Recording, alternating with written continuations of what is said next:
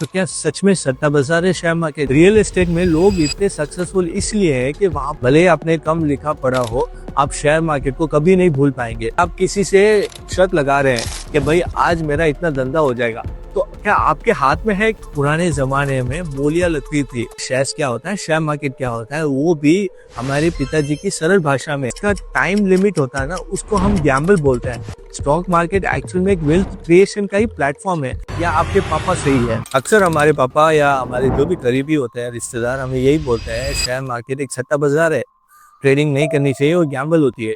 तो क्या सच में सट्टा बाजार है शेयर मार्केट, या कोई ये लॉजिकल इन्वेस्टमेंट डिसीजन होता है? आज इस वीडियो में इसी के ऊपर बात करेंगे। शेयर्स क्या होता है, शेयर मार्केट क्या होता है, वो भी हमारे पिताजी की सरल भाषा में।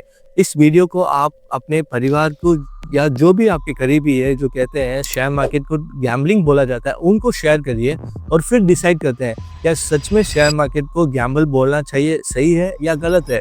तो चलिए शुरू से शुरू करते हैं। आज मैं आपको शेयर मार्केट इतनी सरल भाषा में समझाऊंगा जो आप जिंदगी भर याद रहेंगे। भले ही आपने कम लिखा पड़ा हो, आप शेयर मार्केट को कभी नहीं भूल पाएंगे। आपको एक ऐसी सरल भाषा में समझाने वाला हूँ। चलिए एक उदाहरण से आपको समझाते हैं। हमारे जो भी घर में पापा होते हैं या भाई होते हैं या कोई भी रिश्तेदार होता है, कोई ना कोई तो प्रॉपर्टी में इन्वेस्ट करते ही होते हैं। उसे बोलते हैं रियल एस्टेट में इन्वेस्टमेंट्स करना। तो सभी लोग रियल एस्टेट में कहीं ना कहीं तो काम करते होंगे। तो उसी का उदाहरण से मैं आपको शेयर मार्केट को फुल प्रॉपर तरीके से समझाता हूँ। शेयर मार्केट को जानने से पहले हमें ये जानना होगा कि शेयर्स होते क्या है एक्चुअल में, और उसी शेयर्स को आज एक उदाहरण से आपको बताता हूँ। मान लीजिए हम एक राज्य में रहते हैं जहाँ पे सरकार का इनकम सिर्फ तेल के कुएं से आता है और हम एक छोटे से गांव की तरह रहते हैं।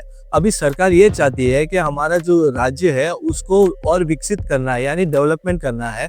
तो सिर्फ तेल के ऊपर डिपेंड रहेंगे तो इनकम नहीं आएगा। तो सरकार ये सोचती है कि यहाँ पे इसको हम गांव को टोटल स्मार्ट सिटी बनाते हैं, यानी कि नया कॉलेज, नए हॉस्पिटल्स, नए सड़कें, नया इंफ्रास्ट्रक्चर, जिससे क्या होगा, ट्रेड और बढ़ेगा, धंधा और बढ़ेगा, तो उनको टैक्स रेवेन्यू बहुत आएगा और टूरिस्ट प्लेसेस भी बनाएंगे। अभी इंफ्रास्ट्रक्चर बनाने के लिए बहुत ज्यादा इन्वेस्टमेंट्स लगता है। तो उसी इन्वेस्टमेंट्स को क्या करती है सरकार, एक आइडिया निकालती है। उनके पास जो जमीन है उनको रेसिडेंशियल प्लॉट क्रिएट करके और जो इनकम आएगा उससे वो इंफ्रास्ट्रक्चर क्रिएट करेंगे।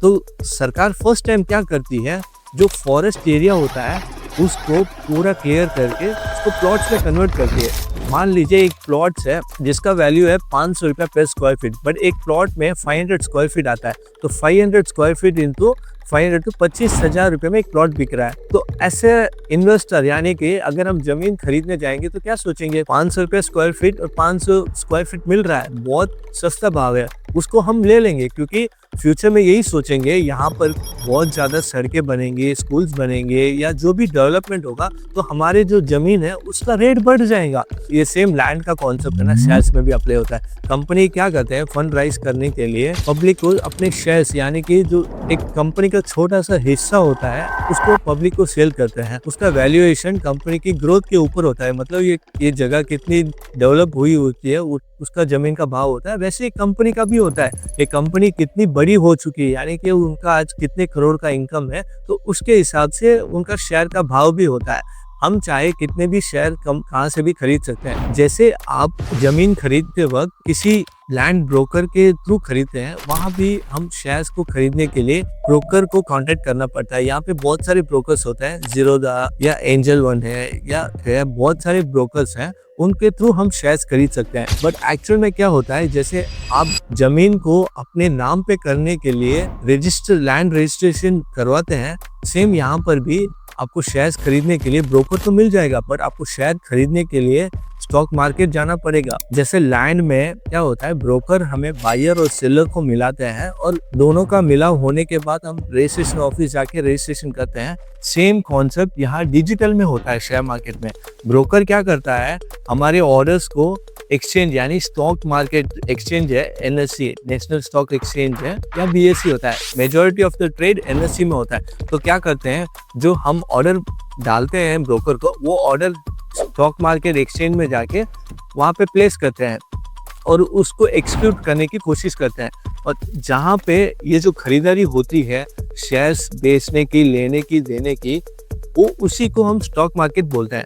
पहले के ज़माने में स्टॉक मार्केट में क्या हुआ करता था, जैसे मच्छी मार्केट होता है ना, वैसे ही पुराने ज़माने में बोलियां लगती थी कि मैं ये भाव दे रहा हूँ, खरीदने वाला कोई भाव ये ले रहा है कि नहीं ले रहा है, वैसे पुराने ज़माने में होता था। आज जैसे आपको जब ज़मीन खरीदते हैं और आपको रजिस्ट्रेशन कॉपी मिलती है, तो पुराने ज़माने में भी जब शेयर्स खरीदते थे ना, आपको डीमैटेरियलाइज्ड एक रजिस्ट्रेशन कॉपी मिलती थी कि आपके पास इतना शेयर्स है। बट आज जो डिजिटल का ज़माना हो गया, तो आपके पास क्या हो गया, शेयर्स ऑनलाइन में आपके डिपॉजिटरी में आ जाती है। तो एक्चुअल में माना जाए तो लैंड खरीदना और शेयर्स खरीदना एक बात है। इसको एक और भाषा में समझते हैं। जैसे आप कोई लैंड खरीदते हैं तो आपको यही बोला जाता है कि आप जमींदार है, उस राज्य के आप टोटल मालिक तो नहीं होते ना। वैसे ही शेयर मार्केट में जब आप एक कंपनी का एक शेयर खरीदते हैं तो उस कंपनी के आप शेयर होल्डर कहलाते हो, ना ही आप उस कंपनी के फुल मालिक है।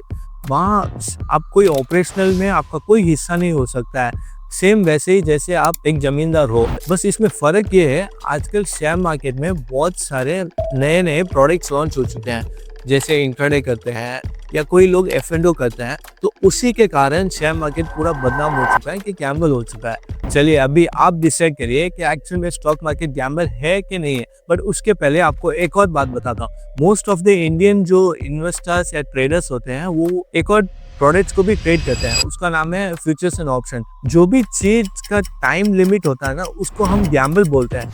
मान लीजिए कि आप दुकान खोल के बैठे हैं और आप किसी से शर्त लगा रहे हैं कि भाई आज मेरा इतना धंधा हो जाएगा, तो क्या आपके हाथ में है कि कोई कस्टमर या आज ही आएगा?